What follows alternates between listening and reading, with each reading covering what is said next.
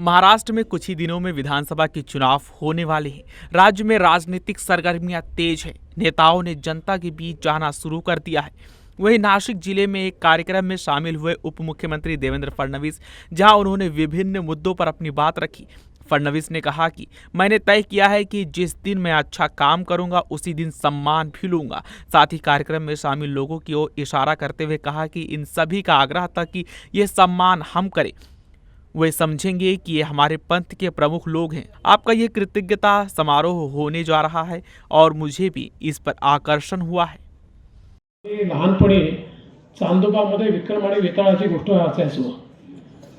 आपल्यापैकी अनेकांनी वाचली असेल की ते कधी हार त्या ठिकाणी विक्रमाने मानलीच नाही, ते आपलं चालतच राहायचे. तशाच प्रकारचे आमचे सगळे मोहनदादा आणि आमची सगळी मंडळी आहे, हे हारच मानत नाही. हे इतका पाठपुरा बरोबर करत असतात त्याचा की शेवटी त्यातनं मार्ग काढून त्या ठिकाणी नेमणूक झाली. आता त्याचे ॲडमिशन झाले.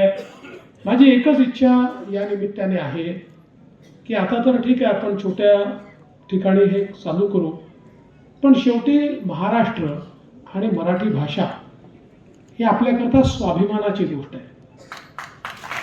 मराठी भाषा ही इतकी जुनी भाषा आहे की ज्या भाषेनं अलौकिक अशा प्रकारचं साहित्य आणि विचार आपल्याला दिलेले आहेत. त्यामुळे रिद्धपूरला जे मराठी भाषा विद्यापीठ आपण करू ते पाहण्याकरता देशभरातनं लोक आले पाहिजे. असे सुंदर आपल्याला विद्यापीठ. आगे फडणवीस ने कहा कि अगर आध्यात्मिक और सज्जन शक्तियां एकत्रित हो रही हैं तो उनका आशीर्वाद लेने का अवसर हम कैसे छोड़ सकते हैं। साथ ही आगे कहा कि कई धार्मिक स्थलों पर अतिक्रमण हुए, शमशान घाटों पर अतिक्रमण हुए, कई स्थानों पर समस्याएं आई, हमने अपनी शक्तियां कभी कम होने नहीं दी। मागच्या काळात आपण केलं, अजून काम करायचं आहे, स्टेशनचं काम आपल्याला करायचं आहे. आणि त्यासोबत मला या गोष्टीचा आनंद आहे की आपली जी वेगवेगळी स्थानं आहेत, जी अनेक स्थानं अशी आहेत 200 वर्ष, 400 वर्ष, 500 वर्ष, 600 वर्ष, 800 वर्ष आपण सगळ्यांनी सांभाळून ठेवली. आणि त्या ठिकाणी आक्रमणांमध्येही ही स्थानं आपण त्या ठिकाणी सांभाळलेली आहेत. आणि म्हणून ही सरकार म्हणून आमची जबाबदारी होती की ज्या ठिकाणी इतक्या मोठ्या प्रमाणात आपले सगळे भाविक जातात, त्या भाविकांना काही सोयी त्या ठिकाणी असल्या पाहिजे, तिथे काही काम झालं पाहिजे. या दृष्टीनंच आपण हे जे वेगवेगळे आराखडे त्या ठिकाणी तयार केले आणि त्या आराखड्याच्या माध्यमातून 5 प्रमुख स्थानांना आणि वेगवेगळ्या स्थानांना देखील त्या ठिकाणी आपण निधी उपलब्ध करून दिला. आणि मी आपल्याला पुन्हा सांगतो, मला माझ्या मनात कुठली शंकाच नाही आहे, कारण आपण सगळे लोक आमच्या पाठीशी आहात. त्याच्यामुळे नोव्हेंबरमध्ये निवडणूक आहेत, नोव्हेंबरमध्ये काय होणार मला काही चिंता नाही आहे. ज्याच्या पाठीशी तुमचा सगळ्यांचा आशीर्वाद आहे त्यांचं कल्याण होणारच आहे. त्यामुळे नोव्हेंबर नंतर पुन्हा डिसेंबरमध्ये जेव्हा पुरवणी मागण्या येतील त्यावेळी काळजी करू नका. अर्धे कामं पुरवणी मागण्यात करून टाकू आणि उरलेले अर्धे मार्चच्या बजेटमध्ये आपण करून टाकू, जेणेकरून पुढचे 2-3 वर्ष ही सगळी कामं जी आहेत ही कामं आपल्याला पूर्ण करता येतील.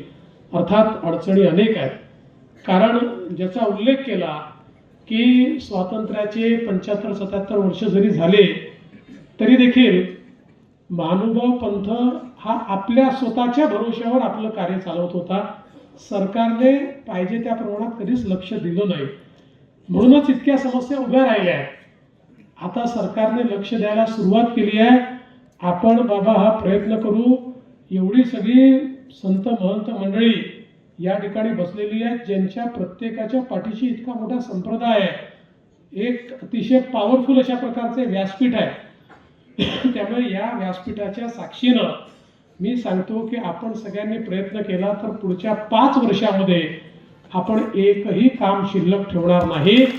सगळी पंथीय कामं जी आहेत ती निश्चितपणे आपण पूर्ण करून दाखवू.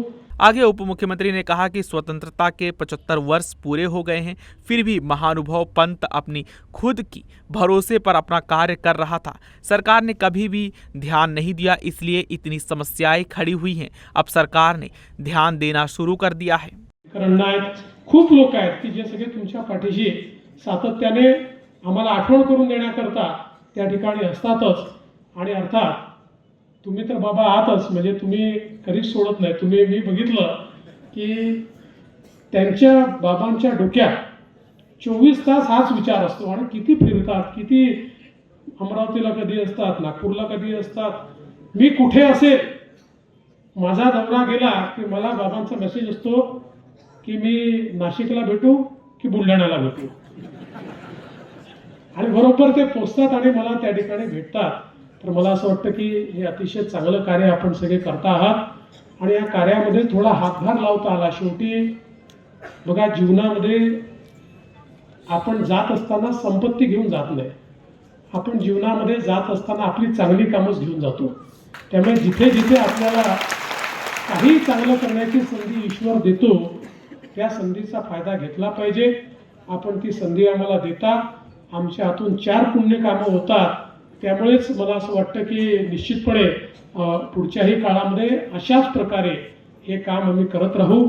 आजचा जो कृतज्ञता सोहळा आहे, जो माझ्याकरता आशीर्वादाचा सोहळा आहे, अशा प्रकारचे आशीर्वाद हे वारंवार मिळण्याकरता माझ्या हातून महानुभाव पंथाचं उत्तम काम व्हावं, अशा प्रकारचा आशीर्वाद या ठिकाणी सर्वज्ञ श्री चक्रधर स्वामींच्या चरणी मी मागतो. आणि निश्चितपणे आपण सगळ्यांनी हा जो सत्कार केला आहे त्याबद्दल आपले खूप मनापासून आभार मानतो. सर्व आमच्या मंचावरील आणि मंचासमोरील